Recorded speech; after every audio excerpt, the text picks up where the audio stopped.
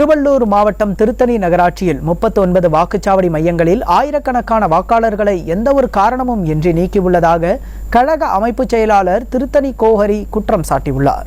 இதற்கு ஆளும் கட்சிக்கு அதிகாரிகள் துணை போவதாகவும் விமர்சித்தார். ஆய்வின் போது திருவள்ளூர் மேற்கு மாவட்ட மாணவரணி இணை செயலாளர் ஜெயசேகர் பாபு, திருத்தணி நகர இளைஞரணி செயலாளர் கேபிள் சுரேஷ், முன்னாள் நகரமன்ற உறுப்பினர்கள் நாகூர் பிச்சை, முனுசாமி உள்ளிட்ட நிர்வாகிகள் உடனிருந்தனர்.